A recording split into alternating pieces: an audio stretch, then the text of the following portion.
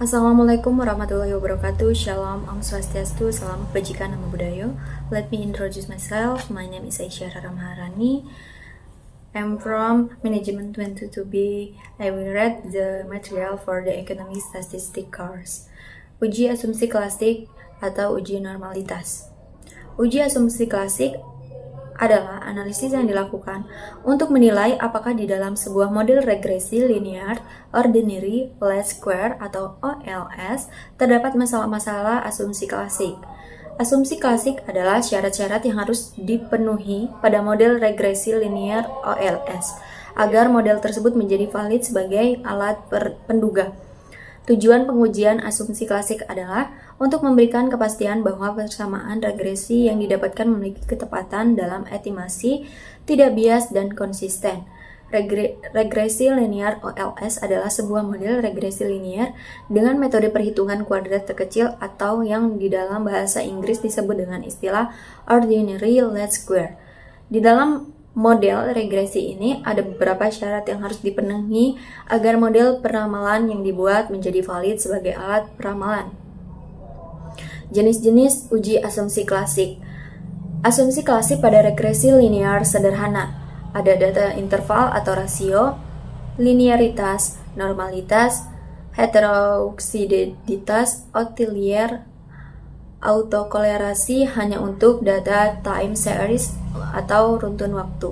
Kemudian asumsi klasik pada regresi linear berganda, data interval atau rasio. Kedua ada linearitas, normalitas, heterokedasitas, outlier, autokorelasi hanya untuk data time series atau runtun waktu, dan yang terakhir multikoliniaritas. Uji normalitas.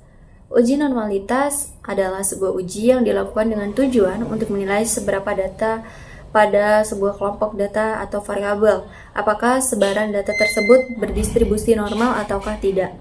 Berdasarkan pengalaman empiris, beberapa pakar statistik data yang banyaknya lebih dari 30, angka N besar dari 30, maka sudah dapat diasumsikan berdistribusi normal. Biasa dikatakan sebagai sampel besar. Namun untuk memberikan kepastian, data yang dimiliki berdistribusi normal atau tidak, sebaiknya digunakan uji normalitas, karena belum tentu data yang lebih dari 30 bisa dipastikan berdistribusi normal. Dengan demikian, sebaliknya data yang banyaknya kurang dari 30 belum tentu tidak berdistribusi normal. Macam-macam uji normalitas. Uji normalitas yang dapat digunakan diantaranya uji grafik, chi-square, Kolmogorov-Smirnov, Lieb-Force, and Shapiro-Wilk. Metode chi-square atau uji goodness of fit distribusi normal. Metode chi-square atau X kuadrat untuk uji goodness of fit distribusi normal menggunakan pendekatan penjumlahan penyimpanan data observasi tiap kelas dengan nilai yang diharapkan. Persyaratan metode chi-square uji goodness of fit distribusi normal. Data tersusun berkelompok atau dikelompokkan dalam tabel distribusi frekuensi, cocok untuk dengan data banyaknya angka besar N besar dari 30. Metode Lieb-Force. Metode Lieb-Force menggunakan data dasar yang belum diolah dalam tabel distribusi frekuensi. Data ditransformasikan dalam nilai Z untuk dapat dihitung luasan kurva normal sebagai probabilitas kumulatif normal. Persyaratannya 1. Data berkala interval atau ratio atau kuantitatif. Data tunggal atau belum dikelompokkan pada tabel distribusi frekuensi. Kemudian data untuk N besar maupun kecil. Metode Kolmogorov-Smirnov. Metode Kolmogorov-Smirnov tidak jauh beda dengan metode Lieb-Force. Langkah-langkah penyelesaian dan penggunaan rumus sama, namun signifikasi yang berbeda.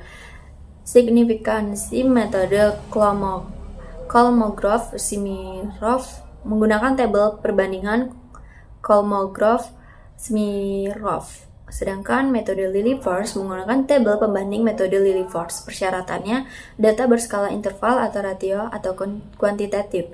Kemudian data tunggal atau belum dikelompokkan pada tabel distribusi frekuensi. Kemudian dapat untuk N besar maupun kecil N. Metode Shapiro-Wilk. Metode Spirowick menggunakan data dasar yang belum diolah dalam tabel distribusi frekuensi. Data diurut kemudian dibagi dalam dua kelompok untuk konservasi dalam Spirowick. Dapat juga dilanjutkan transformasi dalam nilai Z untuk dapat dihitung luasan kurva normal. Persyaratannya, data berskala interval atau ratio kuantitatif. Kemudian data tunggal atau belum dikelompokkan pada tabel distribusi frekuensi. Dan yang terakhir, data dari sampel random. Analisis varian. Analisis varian. Pengertian analisis varian pada prinsipnya tes statistik. Analisis varian hampir sama dengan tes, yakni sebagai uji komparasi antara kelompok atau grup sampel. Jika pada tes analisis hanya dilakukan terhadap dua kelompok atau grup sampel, maka tes ANOVA atau ANOVA diterapkan jika jumlah sampel yang dihadapi lebih dari dua kelompok. Tes ini digunakan dengan tujuan untuk mengetahui ada tidaknya perbedaan antar dua kelompok sampel atau lebih. Jenis-jenis dari analisis of variance ANOVA. 1. ANOVA 1 arah biasa dikenal Anoway ANOVA. Maksud dari kasus yaitu untuk menguji perbedaan rata-rata lebih dari dua sampel di mana dalam melakukan analisis hanya bisa satu arah. Maksud satu arah ini hanya bisa menguji antar kelompok yang satu. Berdasarkan gambar di atas terlihat bahwa ada 4 metode kolom. Dari 4 metode itu dilakukan oleh beberapa orang, tapi tiap metode dilakukan oleh orang yang berbeda. Pada tabel di atas terlihat diperoleh dari sampel berbeda perlakuan antar kelompok. Karena itu hanya bisa membandingkan antar metode, tapi tidak bisa membandingkan antar orang, karena setiap orang tidak melakukan metode yang sama. Oleh karena itu dikatakan satu arah. Uji homogenitas.